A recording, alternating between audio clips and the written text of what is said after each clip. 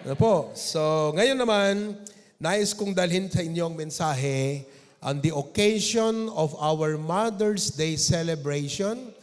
Alam niyo po, malawak ang ministry, maraming mga kailangang atensyonan na mga gawain, pero salamat sa Diyos na pwede po nating alalahanin at ano ba yung remember sa Tagalog?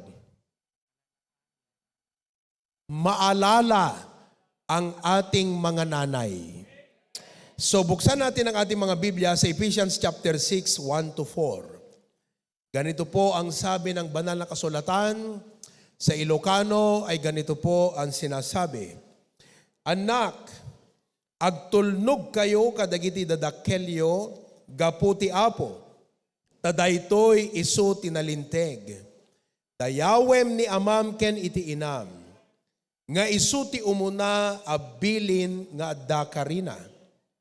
Tapno na imbag ti banag mo ken ti biyag mo at ti dugto ti rabaw iti daga. Ket da kayo nga ama di kayo ruruden dagiti annakyo iti pungtot. No di ket idalan nyo ida iti alagaden ken pamagbaga iti apo. Kuna na tinasantuan nga surat, children, honor thy father and thy mother. Heavenly Father, thank you that we can open the book and learn from your word the principles on how you want us to honor mothers. Panginoon, iparealize mo po sa amin ang bigat ng prinsipyong ito bilang karunungan, wisdom na aming dapat isabuhay sa pang-araw-araw.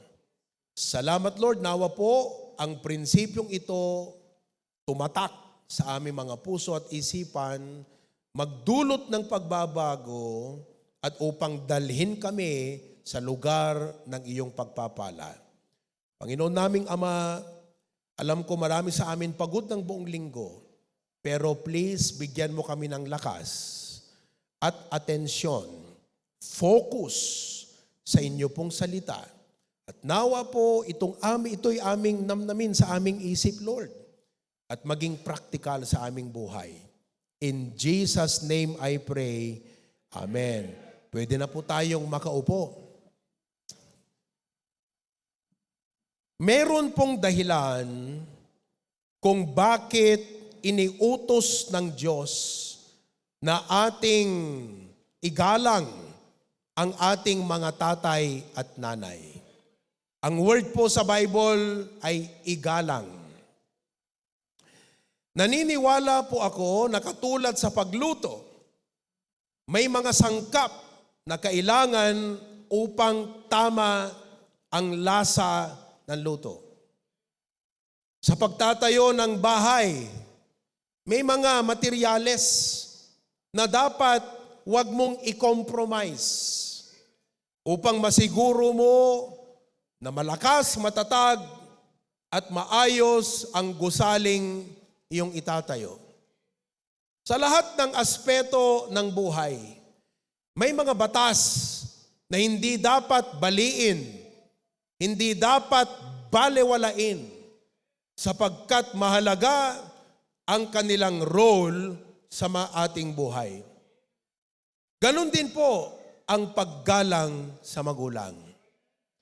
Ito po ay hindi lang isang magandang kultura, kundi ito po ay may epekto sa kultura. Ako po'y naniniwala na ang kautusang ito ng ating Diyos, design po ng Panginoon na magsilbing protection ng ating mga buhay. Ano kayang mangyayari sa mundong ito pag nawala ang paggalang sa ating mga magulang? Tiyak, masisira po ang pamilya. Pag nasira ang pamilya, damay ang komunidad. Karamihan po ng problema sa komunidad ay hindi po dahil sa komunidad, kundi ito po'y galing sa pamilya mismo. Kaya kung may nagnanais na ayusin ang komunidad, huwag tayong magsimula sa komunidad. Magsimula tayo sa loob ng tahanan. Dahil po ang komunidad, binubuo ng mga tahanan. Pag naayos natin ang tahanan, magiging maayos ang komunidad. At pag naayos ang komunidad, magiging maayos ang sibilisasyon. Ganon po kahalaga itong batas na binigay ng Diyos na paggalang sa magulang. Sa mga tuwid, doon po sa lumang tipan, ay ating makikitang maliwanag na sa bansang Israel, ito po'y hindi ordinaryong bansa. Ito po'y bansa na Diyos mismo ang nagtayo at nagtaguyod. Nagbigay siya ng kanyang batas. Kaya nga po, ang gobyerno ng Israel noong pong araw ay hindi po demokratiko, kundi ito'y teokratiko. Theos means God, kraten means to rule. Theocracy is God's rule. Kapagkat ang demokratiko, demo means people, kraten means to rule. Kaya ang demokratiko ay pangangasiwa, pangunguna, otoridad ng mga tao. Kaya ang bansang Israel, teokratiko. Diyos pong nagbigay ng batas. At sabi niya, kayo ay magiging katangi-tanging bansa. Kayo ay aking pagpapalain upang kayo ay maging pagpapala sa lahat ng bansa. I will bless you and you will be a blessing. Subalit po, ang pagpapala ng Diyos ay conditional. Ang ibig sabihin ng conditional, meron kang dapat isaalang-alang na tuparin na batas at prinsipyo upang ikaw ay pagpalain ng Diyos. Ang pagsunod ay pagpapala at ang pagsaway ay pagpapalo. At isa po sa mga batas na binigay ng Diyos, nakalagay sa 10 Commandments, ay ang sinabi, honor thy father and thy mother. Ganun po kahalaga. Nakasalalay po ang pagpapala ng Diyos sa buong bansa, sa mga pamilya, sa mga anak, at magiging henerasyon doon po sa prinsipyong iyon. Honor thy father and thy mother. Kaya ngayong umaga po, alam ko na mabigat sa atin ang batas na ito, ang prinsipyo, hindi po mabigat sa aspetong mahirap gawin. Mabigat po siya sa aspetong hindi dapat balewalain. Kaya tayo pong mga anak ng Diyos, mga sumasampalataya sa Biblia at nabubuhay ayon sa batas ng kasulatang ito, salita ng Diyos, dapat maging batas ng ating buhay ang paggalang sa ating mga tatay at sa ating mga nanay. Ito man ay hindi common sa ating mundo, ito man ay hindi nakikita sa pangkaraniwan sa ating mundo, pero hindi nakabatay ang ating pamantayan sa buhay sa kung anong nakikita sa mundong ito. Pero ang ating pamantayan ay nakabatay sa salita ng Diyos. Kaya't ang sabi ng Biblia, honor thy father and thy mother. Buhay pa po ba ang inyong mga magulang? Pakitaas ka ng kamay, buhay pa ang kanyang tatay? Very good. Buhay pa ang iyong nanay? Very good. Very good. Yan po ang ating pag-aaralan ngayon. How God wants us to honor mothers. So, kung ating susundin ang batas na to, na ating bigyang pugay, galang, at luwalhati ang ating mga nanay, kasama ang tatay, siyempre, papaano po natin sila bigyan ng galang? Paano natin sila i-regard? Number 1, realize their worth. Meron kang dapat isipin Sa lahat ng iniisip mo, meron kang dapat intentionally na isipin. At ano po ito? Ang kanilang worth. Halaga. O in another word in English, sabi natin, value. Now, ganito po ang tanong. What would our homes like without mothers? O nga ano? Ano kaya ang itsura ng ating mga tahanan, ang ating mga pamilya, kung wala ang nanay? At doon mo po makikita na mahalaga ang papel at role ng nanay sa tahanan. At sabi po ng Bible sa Proverbs 31:10, lalong-lalo na, ito po ay tinutukoy ng isang nanay na mataas ang kalidad ng kanyang karakter. Ang sabi po, who can find a virtuous woman? For her price is far above rubies. Ang pinapakita po ng banal na kasulatan na yung pong nanay na virtus, at ito ang dapat maging hangarin din ng bawat nanay. Hindi lang basta nanay, kundi virtus na nanay. Ang pagiging virtus na nanay ay meron pong mga kailangan kang dapat i-work out, improve. Ito'y bahagi ng iyong pagkatao, karakter bilang nanay. Hindi po sapat na ikaw ay nanganak, nanay ka na. Nanay ka dahil may anak ka, pero ang pagiging nanay ay may dapat karakter na iyong pag-aralan. Kaya sabi ng Bible, who can find a virtuous woman? For her price is far above rubies. Yung pong sinabing, her price is far above rubies. Inihahalin tulad po siya sa mga material na may halaga. Rubies. No, Brother Ruby. Maraming Brother Ruby yan eh. Rubies ang nakalagay dun eh. Ibig sabihin po, inihambing po siya sa mga bagay na may halaga. Mga bato na may halaga, mahal, pag dinala mo sa pawn shop, nakikita natin how valuable a certain item for its worth.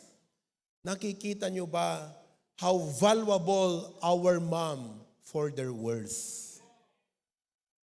So if you are going to honor them, the idea the Bible is telling us is we need to realize their worth far above rubies. When you have a mom who is virtuous, you have a treasure that's more than rubies. Kahit wala sa'yo ang pinaka-latest na iPhone, kahit wala kang bagong sapatos, kahit wala kang maraming pera, kung meron kang nanay na nagmamahal sa'yo, meron kang kayamanan na hamak na mas malaki kaysa sa anumang bagay sa mundong ito. At dahil po dyan, pasalamatan natin ang ating mga nanay. Huwag niyo pong antayin na sila'y kunin ng Diyos bago po nating iparamdam na meron pala tayong kayamanan na hindi kayang bilhin ng pera, na hindi kayang tapatan o tumbasan ng kahit anong kayamanan sa mundong ito. Mga anak, kayamanan natin ang ating mga nanay. Pangalawa po, if we are to honor our mothers, we should not only realize their worth, we should also recognize their work. Meron po dapat tayong kilalanin. Recognize their work. Ang sabi po ng Proverbs 31, verse number 27, she looketh well to the ways of her household, Yan po ang nanay. Meron po siyang tinitignan palagi. At ang kanyang laging tinitignan ay ang kanyang tahanan. Kaya kahit nagtatrabaho po ang ibang mga nanay, hindi maalis na pag-uwi ay talagang galit pag magulo ang tahanan. Sapagkat yan ang natural na tinitignan ng ating mga nanay. Sabi ng Bible, eateth not the bread of idleness. Gabing-gabi na, binabago yung itsura ng salas. Gabing-gabi na, naglalaba. Nakahiga na. Maalala, teka, meron pa palang mga takatambak na mga nagamit na mga clothes dyan. Babangon po at ilalagay pa doon sa washing machine. Praise God for nanay. Alam niyo po sa pagkilala ng works, kasi ganito po yan mga kapatid. Marunong po tayong kumilala sa taong may contribution sa buhay natin. Especially kung ito po ay one time, big time. Ang nanay, hindi po basta one time, big time lang ang kanyang ginawa sa atin. One time, big time sapagkat pinanganak ka. Tanungin natin ang mga tao kahit saang mundo, gusto mo bang ipanganak to? Kung ikaw sana, wala. Yung nanay lang po natin ang may gustong ipanganak tayo. Naunawaan nyo ba yan mga kapatid? One time, big time. Balikan ko po. Marunong po tayong tumanaw, marunong tayong kumilala, makaramdam ng mabigat na pagkilala, pagpapasalamat sa taong, grabe tinulungan ako nito, grabe tinulungan niya ako makapasok sa trabaho, kaya salamat, thank you. Kung hindi dahil sa iyo, wala kaming trabaho ngayon. Tinulungan kami nito, magkabahay, makabili ng sasakyan. Tinulungan ako nito nung ako nag-aaral, etc. Pero yung nanay parang hindi natin na-appreciate yung kanyang works. Bakit po? Sapagkat ito hindi po siya significant sa paningin natin ng araw-araw. Pero alam nyo ba mga kapatid, hindi ka pwedeng maging successful na walang tao sa likuran mo na ginampanan ang mga kailangan consistently. Hindi ka pwedeng maging successful. Sana ma-realize natin ngayong umaga that many people who are successful today are because they have a mother who stood faithfully behind them. Araw-araw kasi yan eh. Alam nyo, minsan, sa ating tingin, hindi natin nabavalue yung halaga at power ng consistency. Yung araw-araw na, halimbawa, naglilinis. Isipin mo kung wala nang gagawa sa bahay nyo yan, anong klaseng dumi ang bahay meron ka? Kung wala nang makakapansin doon sa bawl, na pag umihi, lagpas dito, lagpas doon. Hello? Hindi natin napapansin, pero ang nanay araw-araw chinecheck, ano ba naman ito? Nakaang segmanan dito unag ti CR tayo. Araw-araw yan mga kapatid. Sinisiguro na malinis. Ano kayang mangyayari sa bahay po ninyo kung walang consistent na gumagawa doon? Ano kayang mangyayari sa ating mga anak, sa atin, pag wala pong consistent na tumitingin na dapat meron tayong pagkain? What would happen to us? We would starve. Kaya po ang hirap ang maging anak na walang nanay. Mahirap lumaki na ikaw ay isang ulila. Mahirap lumaki na malayo ang nanay mo sapagkat ikaw ang magtatawid ng sarili mong buhay. Ikaw ang gagawa ng lahat yan. Doon mo maa-appreciate. Grabe, mahalaga pala ang gawain ng nanay.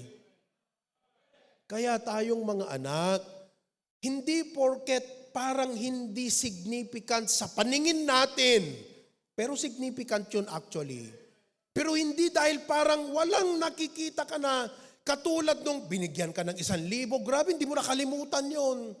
Kasi ang laki ng 1,000. Pero yung naglinis ang nanay mo ng CR nyo, nilinis niya yung paliguan, nilinis niya yung kitchen, ginawa niyang maayos ang bahay, at sinisikap niyang araw-araw may uuwian kang bahay na masinop, na maayos, na pag natulog ka, talagang is really a home. Recognize that work. You may not realize, but without that, paano ka lumaki ng maayos? Paano ka lumaki ng matino?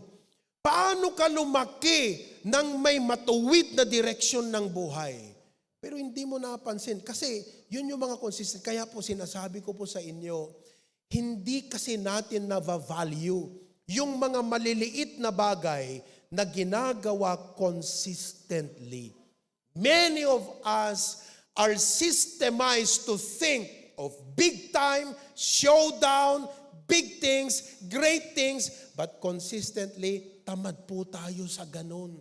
Pero hindi nyo alam, yun yung mga nagpapaging dahilan ng tagumpay ng isang tao. The discipline to do the little things consistently, day after day after day, until it builds up to become a success. Hindi biro po yan, mga kapatid. Yung choir, consistent na pagkanta yan. Consistent na pag-practice. Just to emphasize the word consistency. Kung magpa-practice ka ngayon, titigil ka next week, practice ka ulit, tigil ka next week, hindi po tayo makakabuo ng ganyang magandang klase ng choir. Nakita nyo lang yung kumanta sila, wow! Pag-ibig at pagpainod. And I know maybe to some of you visitors, I hope na blessed po kayong makita. Pero yung pong kinanta ng 3 minuto lang, hindi nyo alam how many hours they had to practice. Not only the song, but even to develop their voice, to develop themselves, to be able to sing excellently. It's the little, boring, difficult, little things done consistently that will lead you to success. Sana po yung prinsipyong yan tumatak sa inyo. Now, dadalhin ko yan sa ating pinag-uusapan. Yan ang nanay. Kung nakita mo ngayon na nagtagumpay ka, nakaabot ka ng maayos, nakatayuan ng buhay, hindi po ito dahil sa mga barkada mo, na sila lang nagpapalibre sa iyo. Hindi ito dahil sa mga barkada mo. Hindi ho dahil ito sa kahit sino man. Ito'y malaking rason. Dahil po sa ating nanay.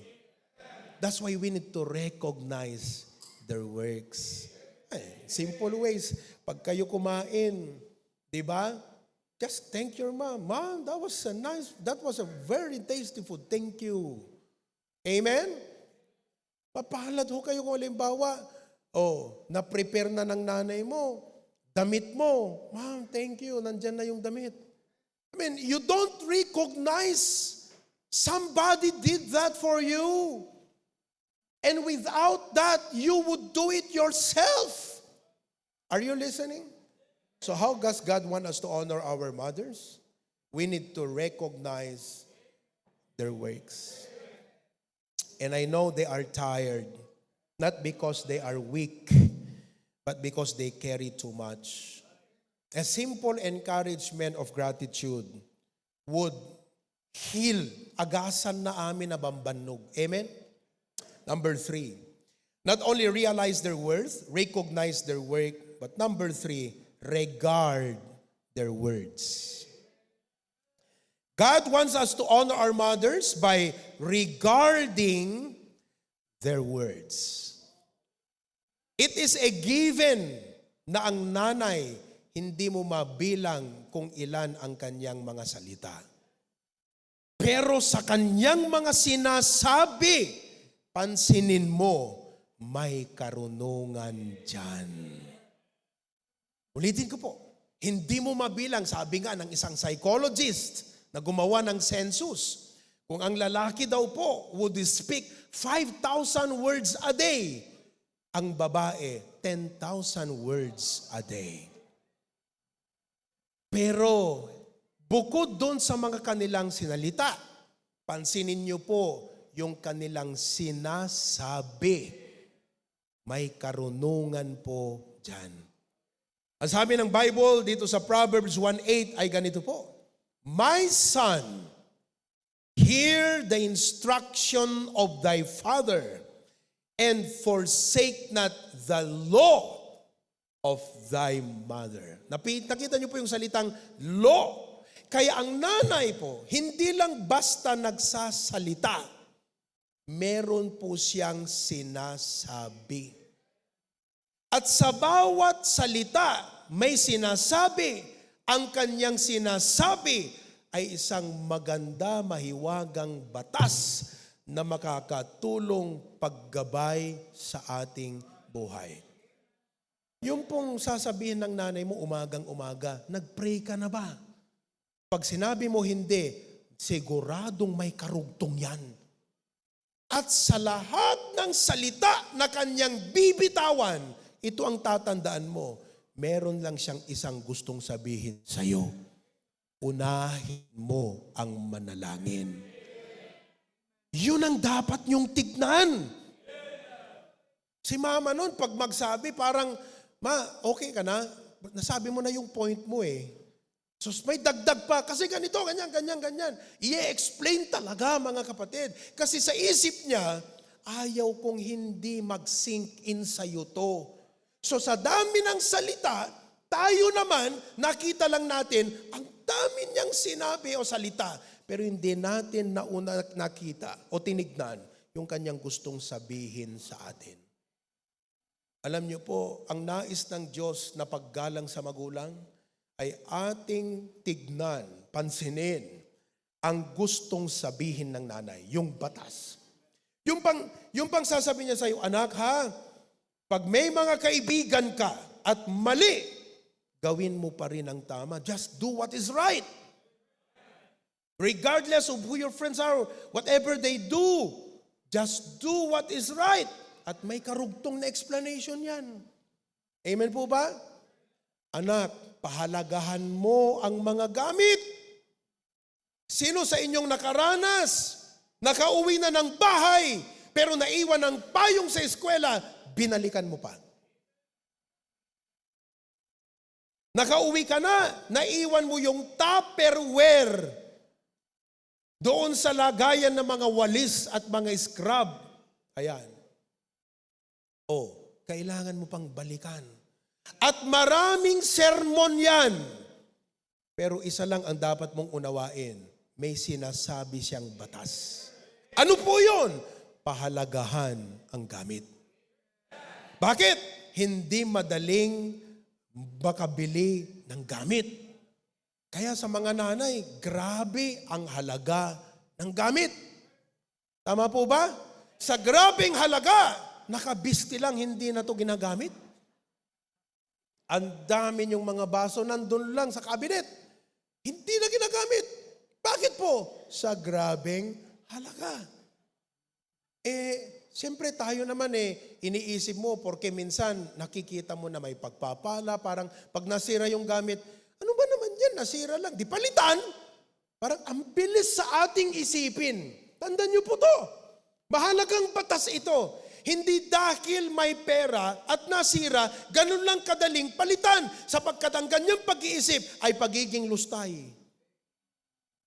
Isipin niyo po ang kahalagahan ng batas na kanyang sinasabi. May batas yan. Kaya wag niyong isipin na, grabe, ang dami niyang sermon. Design ng Diyos na ang nanay ay merong talagang batas na iiwan sa iyo. Ang batas na ito ay hindi magsasakal sa atin. Ang batas na ito hindi magpapabigat sa atin, kundi ang batas na ito ay magsisilbing karunungan natin sa buhay natin. Kaya sabi ng Bible, forsake not the law of thy mother. Kaya ang hirap maging anak. Ito po hindi ko sasabihin para ipiti po. No.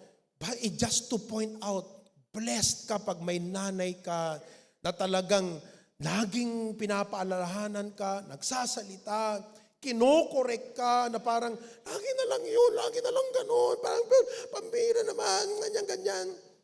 Halimbawa, sabing ganyan, ayan, yung inyong higaan, hindi na naman may karugtong lagi yan. Ikaw naman ang nakita mo lang yung galit, ang nakita mo lang yung paulit-ulit na sinasabi. Bakit hindi mo makita? May batas siyang gustong itanim sa'yo. Na pag ito'y inunawa mo at tinignan mo on a bigger picture of life, napakahalaga pala ang pagiging organisadong tao. Na magsimula ka sa iyong higaan. Na huwag kang umalis ng kwarto na hindi mo inayos ang higaan. Kahit pa matalino kang tao, kung hindi ka marunong mag-ayos, magre-reflect sa pagiging leadership mo yan. Magulo, bara-bara, walang sistema at kaayusan. Bakit po? Hindi ka natutong maging maayos.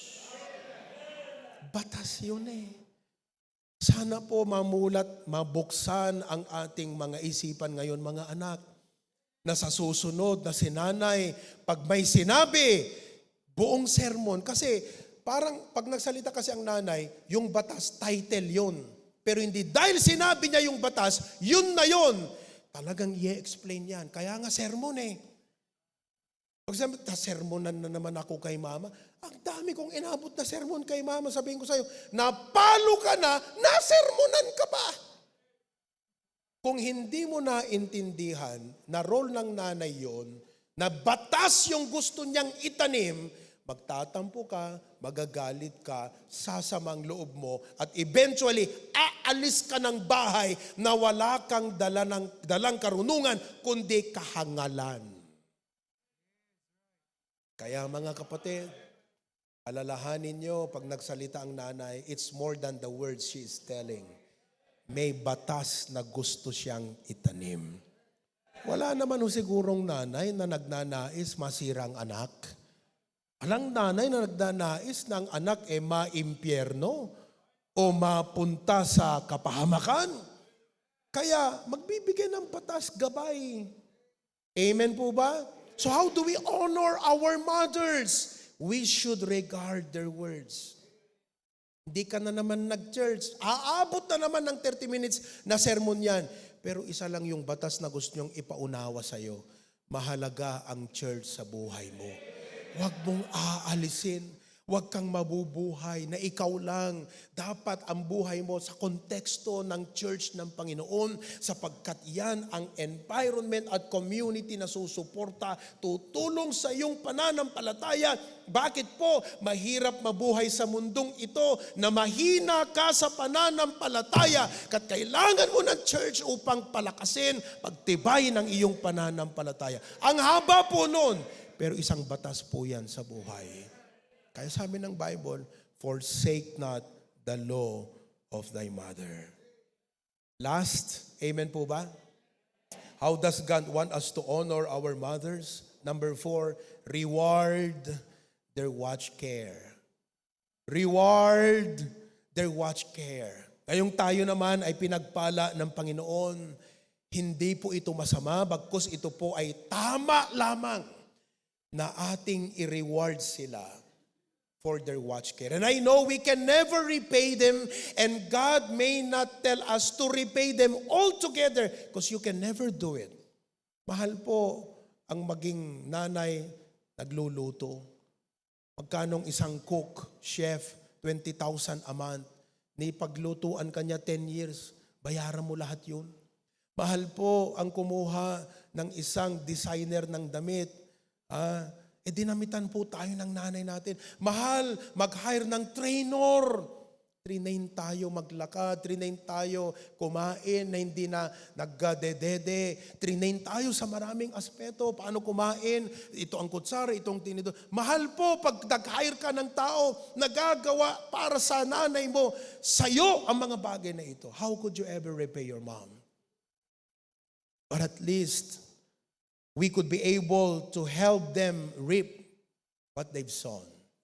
Sabi ng Bible, whatsoever a man soweth, that shall he also reap. There's no perfect mom. Behind all of these laws na binibitawan ng nanay natin, there is no perfect mom. Pero mga kapatid, we should reward them.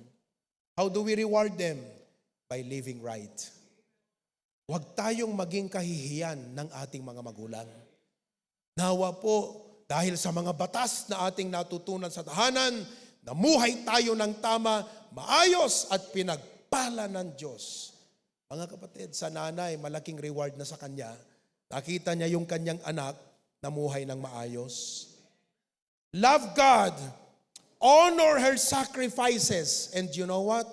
One of the best ways to honor your parents is to pay it forward.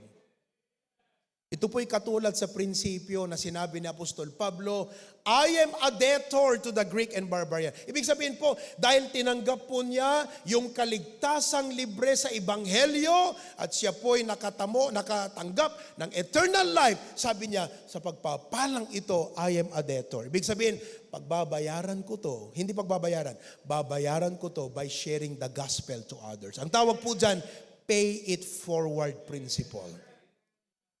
So yung ginawa ng nanay natin sa atin, ng mga magulang natin sa atin, we pay it forward to our children.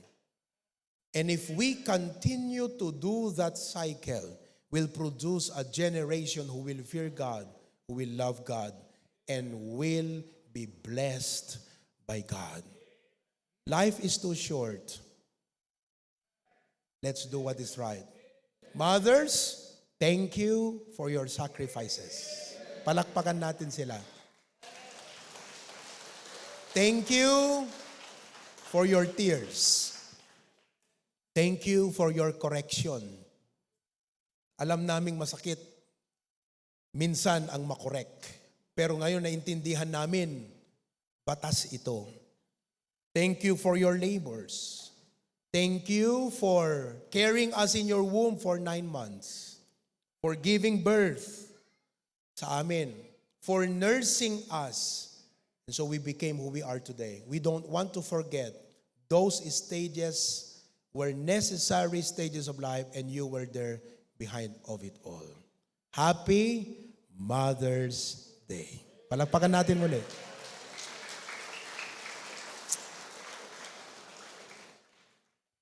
How do we honor mothers? Number 1, realize their worth. Pag may nanay ka, meron ka ng kayamanan na hindi kayang tumbasan ng pera. Number 2, recognize their work. Ito'y mga consistent na parang maliliit lang, pero kailangan natin yan in the process of our growth. We need to what? Regard their words. Sa dinaming salita na sinabi sa atin, may batas na gusto siyang itanim sa ating buhay. Reward their watch care. Huwag natin silang sumbatan ng mga masasakit na salita sapagkat hindi nila deserve. Sa dami ng ginawang maganda sa atin, pinalaki tayo, pinanganak tayo, inalagaan tayo, hindi po nila deserve na ganun ang ating ibalik sa kanila. Kaya mga kabataan, alam ko ang hirap sa mundong ito ngayon, grabe. Disobedient to parents, rebellious. But we are people of the Bible. Ito ang ating pamantayan at ito ang ating batas. And all of God's people say,